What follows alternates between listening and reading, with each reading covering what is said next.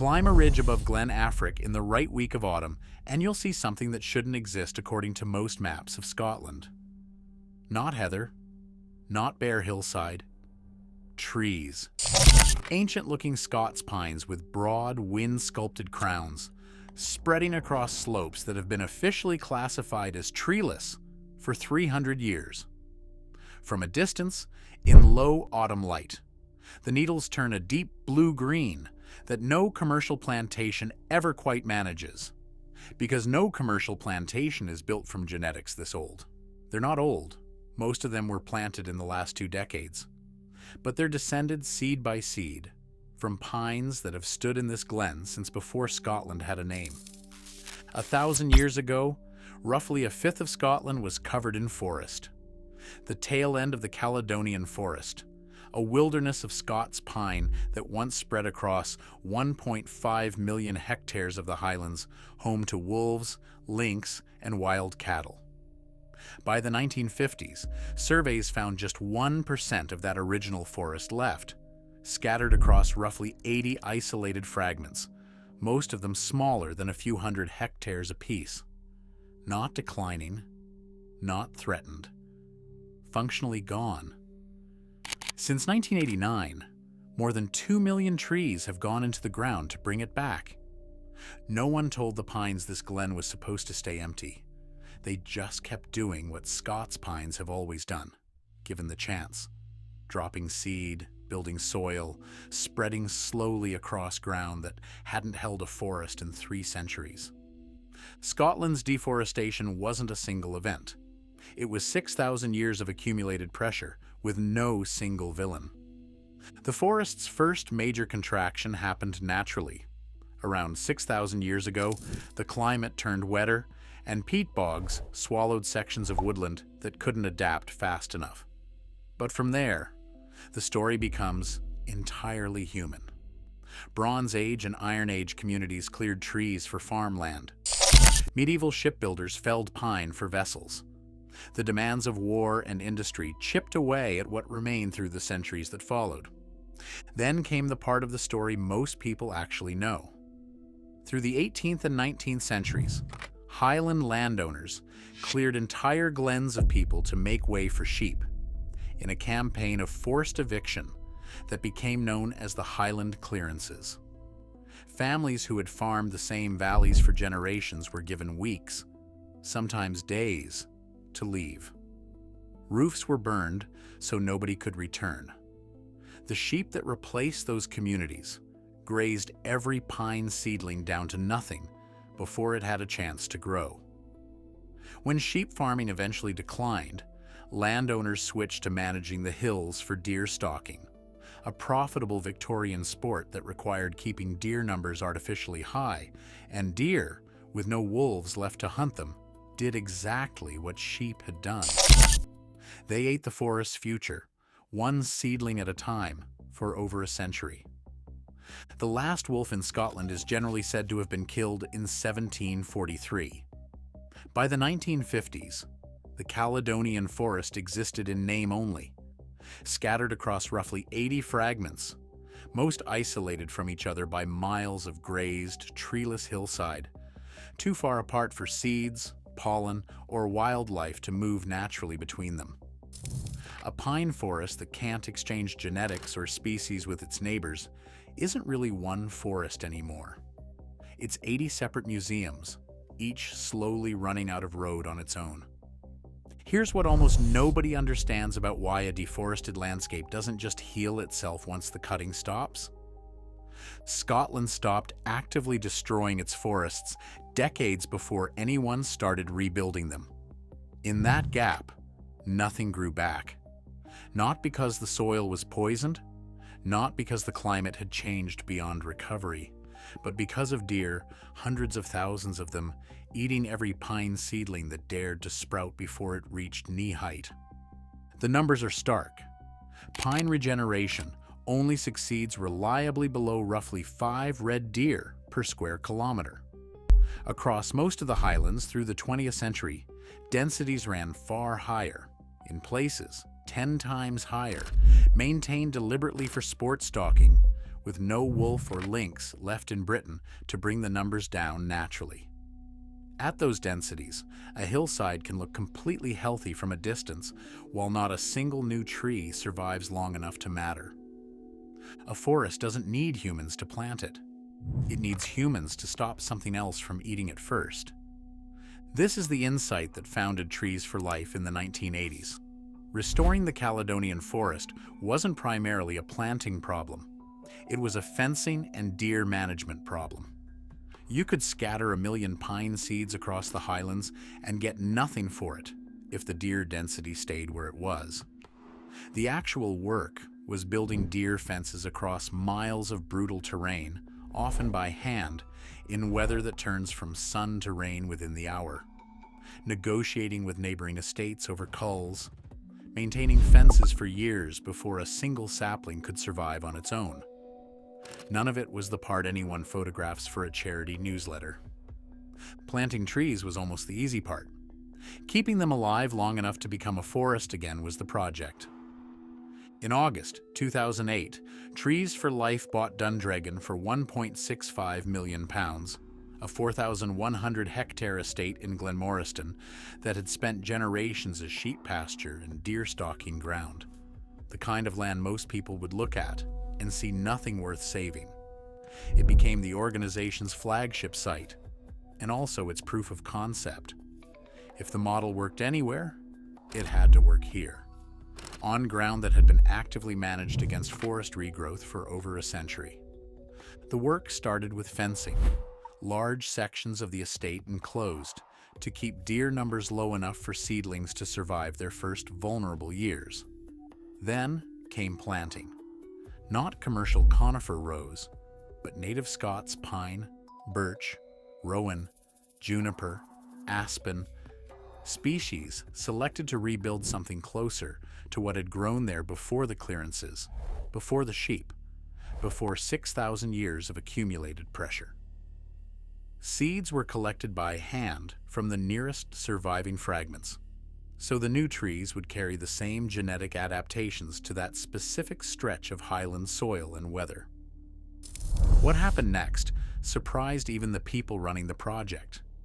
Researchers cataloging species at Dundreggan kept finding things that hadn't been recorded in Scotland before, or hadn't been seen there in generations. New moth species, rare fungi, the kind of biodiversity data that usually takes a forest centuries to accumulate, showing up within years of the trees going in the ground. Trees for Life also runs a red squirrel reintroduction program, translocating animals from surviving strongholds into forests where the species had been absent for 50 years. Areas structurally ready, but too disconnected for squirrels to find on their own. It's the kind of intervention that only makes sense once the habitat work is already done. In 2020, golden eagles bred at Dundreggan for the first time in 40 years. A Scots pine forest isn't really about the pines. It's about what the pines make possible for everything else. Walk up to one of the old granny pines in Glen Affric, some of them pushing 400 years old, trunks twisted by centuries of highland wind, and you're not looking at a tree. You're looking at a small city. Nearly 1,600 species use Scots pine in some way, and 227 of them can't survive anywhere else in Scotland's ecosystem. Fungal networks underground that took centuries to build themselves and can't be replanted, only grown. Deadwood that takes decades to become the right kind of rotten for the insects that need it. None of that comes with a tree. It comes with time. That's the part the young plantations can't fake yet, and everyone working on this knows it. But they're already starting to build the early version. Leaf litter, the first deadwood, a canopy with enough layers that something other than heather can live underneath it. Caper Kelly need exactly this kind of structure, and they're running out of places to find it anywhere in Scotland. Scottish crossbills, found nowhere else on Earth, not one other forest on the planet, need it too. So do pine martens, which spent most of the 20th century so reduced across mainland Britain that biologists simply stopped counting them as present. A hillside of heather and bare rock can't hold any of that. A forest can, even a young one, if it's built the right way. Here's the number that gets quoted everywhere, and the part of it that usually gets left out. Scotland's woodland cover has climbed from 16.6% in 1998 to 19.4% today. Roughly 1.3 million hectares up to 1.5 million in under 3 decades. It sounds like a clean win, it isn't quite. A lot of that growth is Sitka spruce, planted across the 20th century in dense commercial rows for timber, not for wildlife. Walk through a spruce plantation and you'll find almost nothing living in it. No granny pines, no understory, none of the slow-built complexity a real Caledonian forest needs. Conservationists working on actual restoration are blunt about this. The percentage going up doesn't mean the forest coming back. It means somewhere, a lot of the time, more spruce got planted. The honest measure isn't the national number. It's what's happening in the specific places where someone is doing it properly. Dundreggan, Glen Affric, where the trees are native, the deer are managed, and nobody's trying to harvest the result in 30 years. Some of that work is now funded partly through carbon credit schemes, since a maturing native forest sequesters carbon in a way a newly planted spruce monoculture can't match for decades. It's not a perfect funding model, and conservationists argue constantly about how carbon markets should value old-growth restoration versus fresh planting. But it's one more sign that the economics, however imperfectly, are starting to bend toward the slower kind of forest. Scotland's government wants 21% forest cover by 2032. People who actually run the numbers keep pointing out politely but repeatedly how much of what counts toward that target still isn't the forest anyone is trying to bring back. 2 million native trees against all of that is still just a start. I keep coming back to the gap between 6,000 years of loss and 40 years of recovery. The forest that disappeared over 6 millennia of farming, shipbuilding, clearance, and grazing pressure is not going to fully return in anyone's lifetime. Not mine. Not the volunteers currently fencing hillsides in Glenmoriston, probably not their children's either. What's happening at Dundreggan and Glen Affric isn't a restoration with a finish line. It's a multi-generational commitment that the people doing the work will mostly not live to see completed. I find that strangely clarifying rather than discouraging. 80% of Scots, according to recent surveys, support reforesting the Highlands, a level of public backing that most environmental causes would consider a fantasy. Nobody planting a Scots pine sapling in 2026 is doing it because they expect to see the mature forest. They're doing it because someone eventually will stand under trees that exist only because a person they never met decided the gap was worth closing, one seedling at a time. I've tried to imagine what that actually feels like. Spending a week of your annual leave hauling fence posts up a Highland hillside, planting a tree you know perfectly well you'll likely be dead before it reaches its full height, and going home, satisfied anyway. It's not a feeling most modern work offers. Most of what we build is designed to show results within a quarter, a year, a single career. This is the opposite of that, on purpose. The pines don't know any of this history. They're just pines, doing what pines have always done when nobody stops them. Stand in Glen Affric today, in one of the sections where Trees for Life has been working longest, and you can see something that didn't exist in any photograph of this landscape 30 years ago. Young pine forest, dense enough to cast real shade, with birch and rowan filling the gaps, and the kind of layered understory that takes decades to build and centuries to mature. Stand still long enough and you'll hear it too. Wood ants moving through the leaf litter, a capercaillie somewhere in the undergrowth, wind moving through needles instead of bare heather. It is nowhere close to finished. 1% of the original Caledonian Forest is not going to become 20% through 2 million trees alone.